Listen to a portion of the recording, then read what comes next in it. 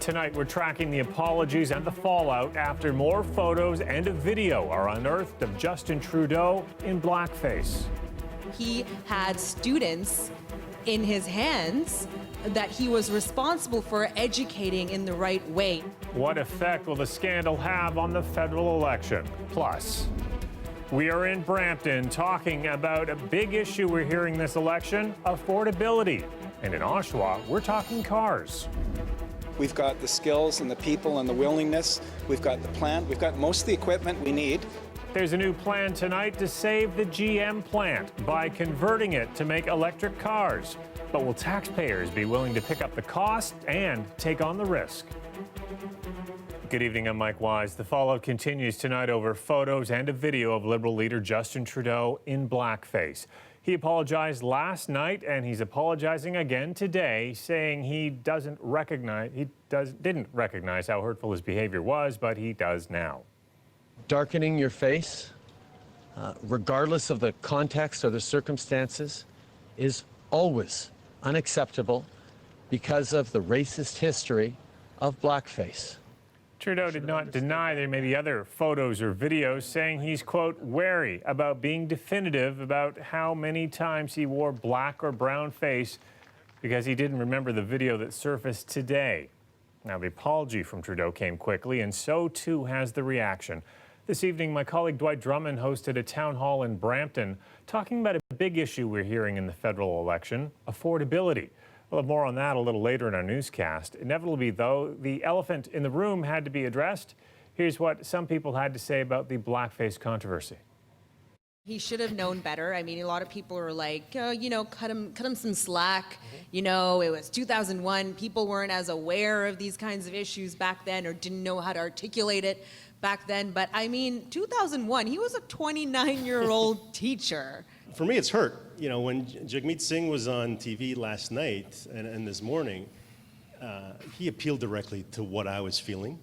And, I spent the day, thinking about where I came from, where my parents came from. You know, I grew up in Jane and Finch in the 70s as a kid, and, Pierre Trudeau was an idol. We were there together, sir. And my parents are going to vote Liberal this election no matter what. Yeah. Me, on the other hand, I want a leader that represents, that is thinking about my kids.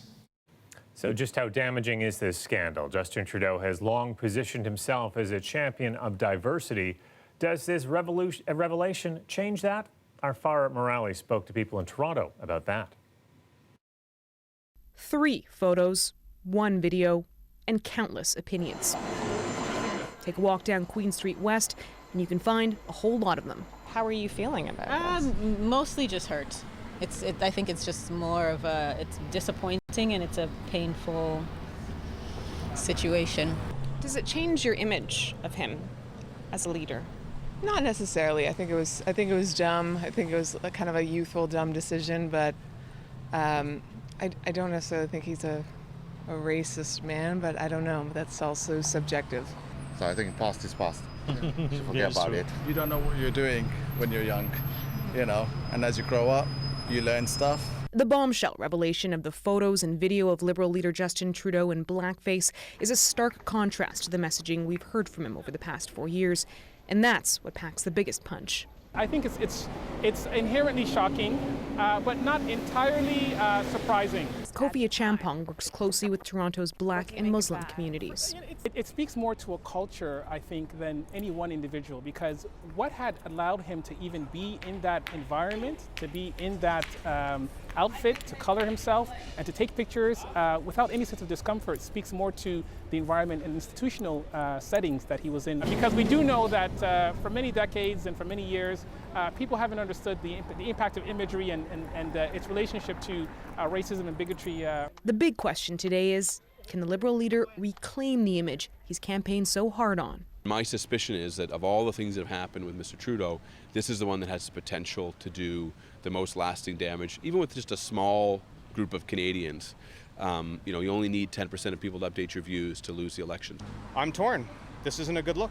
This is a terrible look, even at the age that he was at. So I guess the question is, how do you be authentic? How can you really remain true to our Canadian values, and what are those? And I think that is a big question for people. Trudeau has now apologized twice once last night and again today. Now I recognize it was something racist to do, and I am deeply sorry. For that, I am deeply sorry. Whether those apologies are enough to keep his campaign brand alive will be up to voters in 4 weeks. Following the leak of these photos and this video, we've been hearing from a number of cultural groups in the GTA.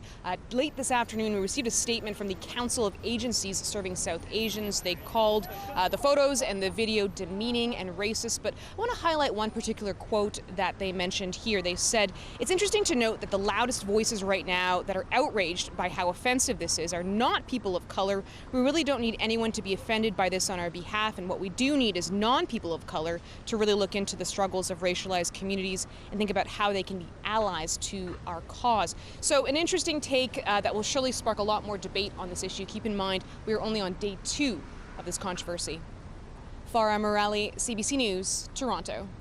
Well, we are tracking 2 separate shootings across our city tonight, one of them fatal. Let's start with that one. It happened at Middlefield Road and McNichol Avenue around 10 o'clock tonight. A man was found suffering serious injuries but has now died. The second happened at Dundas and Sumac, where police say multiple shots were heard just before 10 o'clock as well. A teenage boy was taken to hospital with serious injuries. Police say a group of people were seen fleeing the area and at high speed in a car. Well, the TTC has reached a settlement with a man who sued the transit agency over allegations of racial profiling. TTC fare inspectors held Reese Maxwell Crawford to the ground last year, but never charged him. It was all captured on this cell phone video. Maxwell Crawford was originally seeking $750,000 in damages. The terms of the settlement were not disclosed, but we know that Crawford received an apology from the head of the TTC. The commission has also committed to address racial bias and discrimination. It is my fundamental belief that the TTC and all public agencies have a responsibility to treat everyone with respect and with dignity. Leary says the TTC is planning internal changes that include modernizing employee training around racial profiling and how it investigates discrimination complaints. Well, Toronto Police is moving ahead with a bold new plan in hopes of tackling systemic racism within the force. The Police Services Board approving a policy that will see officers identify the race of people they interact with in use of force situations. The Commission made this recommendation to the police almost 10 years ago when it had an agreement with the police to work on systemic discrimination. To see the movement that the board has taken in response to our report of collective impact, it really is monumental. Now, that 2018 report by the Ontario Human Rights Commission found that black people are 20 times more likely to be shot. The policy comes into effect in the new year. The Oshawa General Motors plant will be completely idled tomorrow, according to Unifor, the union representing the auto workers there. This is all a direct result of a parts shortage caused by 49,000 striking auto workers in the United States. Now, with that Oshawa plant due to shut down at the end of the year, a community group unveiled a plan tonight to try to keep it open by converting it into a taxpayer-owned factory producing electric vehicles. Angelina King looks at the plan and the price tag behind it. At the end of the year, GM's 10 million square foot plant in Oshawa, which employs more than 2,500 people, will be closed. But a group is trying to change that by transforming it into a publicly funded electric vehicle factory. What could make more sense than the government stepping in and saying, we will ensure that we keep jobs here, that we develop the technology here, and that we build the vehicles of the future here. The author of the study says they need between 1.4 and 1.9 billion federal dollars. He says the plant would be profitable after 4 years, and in that time it would sell 150,000 vehicles. Plus, they'd be preserving jobs in Oshawa. We've got the skills and the people and the willingness. We've got the plant. We've got most of the equipment we need. What they don't have yet is a design, but they think their market at first could be specialized fleets for government agencies like Canada Post or police services. But we are confident that once it's in operation and the vehicles are being produced and people see them, that there'll be other markets for them. But we did speak with one expert who's a bit more skeptical, calling this a job creation scheme. While Bernie Wolf hasn't read the entire study, he says he doesn't think it's economically viable and says that a publicly owned factory would struggle to produce high-quality products that ultimately could be purchased elsewhere for less money. They're really not going to create the kind of jobs that is going to make Canada competitive or keep Canada competitive. What is this going to do in terms of moving Canada forward? Could the public dollars be spent elsewhere with having greater increases in productivity?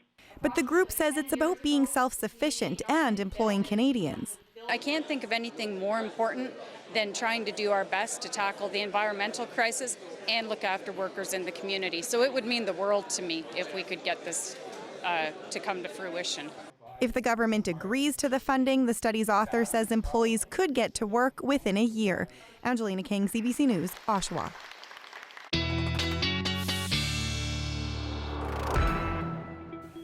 Carla Kennedy's here with her first look at the forecast. I don't want to remind anyone, but tomorrow is the final Friday of the summer. Well, it's a good reminder in this sense, Mike. We need to make the most of it. Exactly. Okay. Yeah, let's do it. Let's make the most of it. And I think we're going to be seeing the kind of weather that you can make the most of it, however you might want to spend the day. It's going to be a little different than it's been in terms of a little stickier. I've talked a lot about the pattern that's been in place and that's been holding, and I thought we'd take a closer look at that. So there's the ridge of high pressure, and what happens, we get clockwise circulation with high pressure. So we're starting to see more of a southerly flow as it slides a bit further east. So that brings in a little more moisture just to the air, to how it feels. Temperature goes up a little bit too. I know this looks a little disturbing. Saturday's actually looking pretty good, but there could be, because of that humidity, some pop-up thunderstorms, very isolated, and the greatest chance will be back towards southwestern Ontario or to the north of the GTA. The main system looks like it's coming in on Sunday with more cloud cover, and then late in the day, more significant rainfall on the way. But tonight, dry conditions, mostly clear 14, and there it is. You can make the most of it. When it's 26, it's going to feel closer to 29 or 30 with our Humidex, Mike. Got to get out and enjoy that Friday while we can. Thanks a lot, Colin. You got it. My colleague Dwight Drummond hosted a town hall in Brampton tonight talking about a big issue we're hearing in the federal election, affordability. We'll have all the highlights from that discussion tomorrow at 6. After the break, though, what Bramptonians are saying about what the next federal government can do to make life more livable.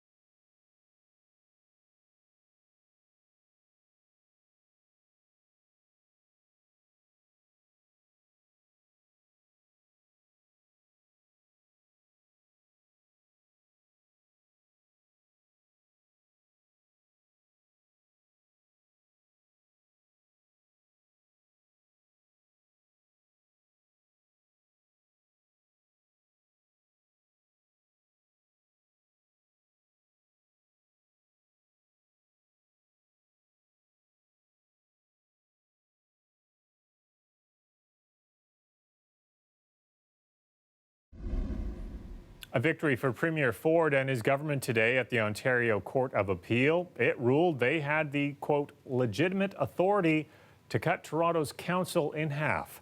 Now, this all dates back to last summer when, shortly after coming to power, Ford announced plans to cut the number of wards in Toronto from 47 to 25. He argued the cut was necessary to fit a council he deemed inefficient. Now, it came as Toronto was already in the middle of an election campaign. The city and several candidates in that municipal election took the province to court, calling it an unprecedented disruption in democracy.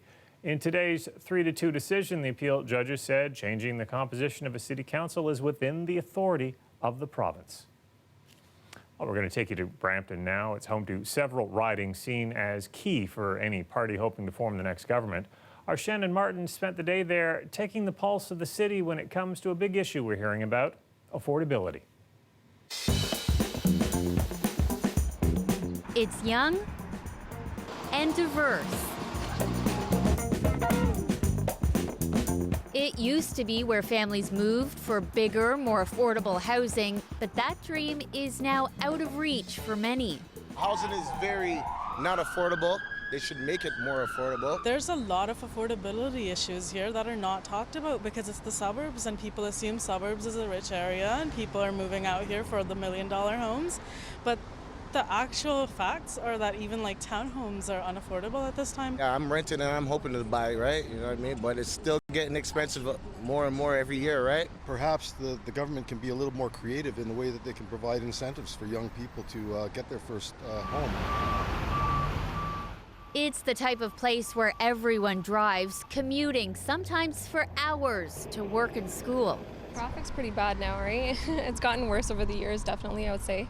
It takes me a half an hour from where we are right now just to get to the 410 and Steeles in the morning. You know, you have more traffic than you have road space, more cars coming in. They're building up instead of outward. The province recently boosted GO train service between Brampton and Union, but riders are still waiting for two-way all-day service. All roads to a majority government go through the city of Brampton, right? It's a city and a region that really does dictate who's going to form government next. This consultant and lifelong Bramptonian says whether it's housing or transit, the next federal government has a real opportunity to make life a little easier here. There's a little frustration amongst residents that politicians are more than happy to come walking in and out of the city of Brampton asking for votes, and then for the next 4 years, Brampton really doesn't get its fair share. You have people that are getting on their feet, you have people that are starting their careers, that are starting their jobs, and affordability like makes or breaks whether or not they succeed. Shannon Martin, CBC News, Brampton. Well, still ahead on our newscast, we'll take a look at the weather forecast. Colette will take a look at how the weekend is shaping up just a few days away. Stay right back.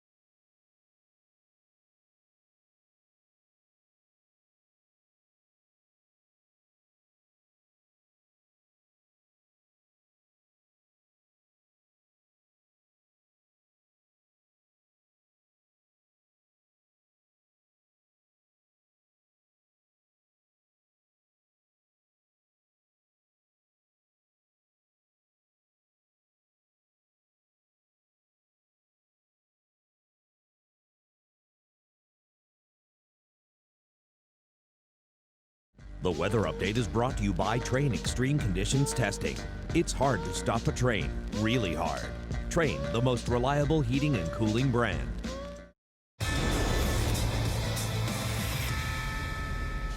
The Blue Jays looking for the sweep in Baltimore tonight, but a worrisome scene for Bo Bichette. Sixth inning here, he's hit in the head with a ball and is taken out of the game for a concussion test. Now the rest of the team's bats come alive in the seventh. Combined, they brought in 6 runs that inning. Toronto would go on to win 8-4. That's their 7th win in the past 9 games.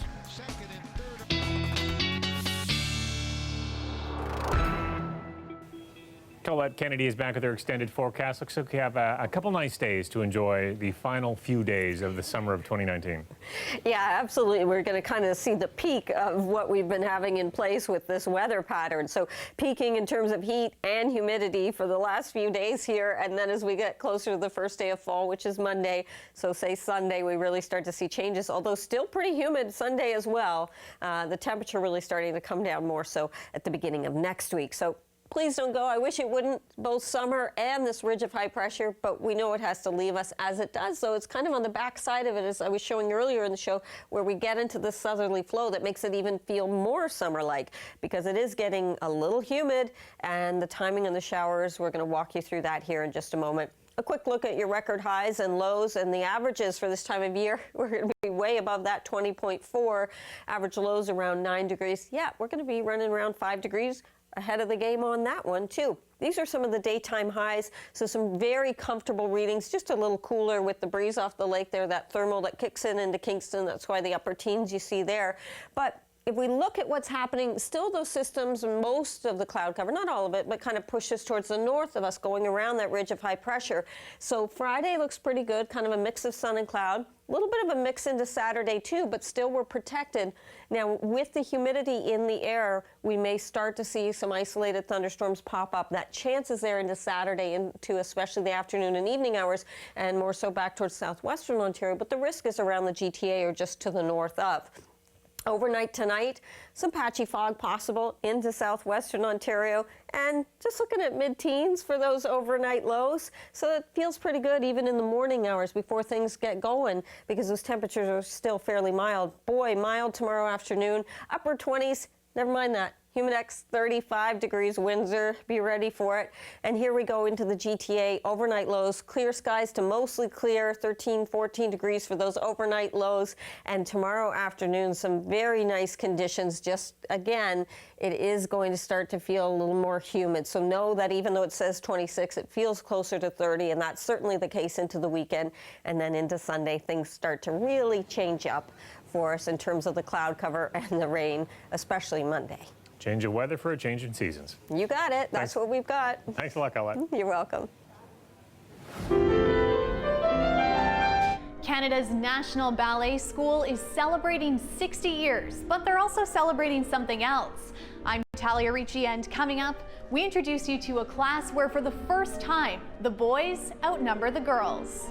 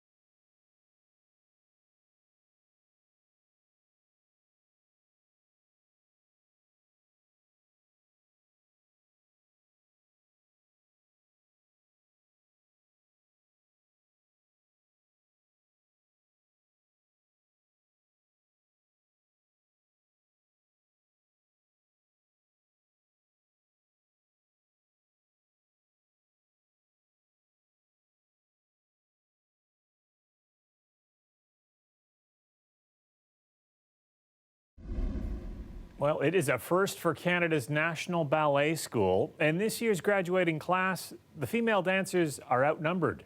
As Talia Ricci tells us, this milestone comes as the school celebrates its 60th anniversary.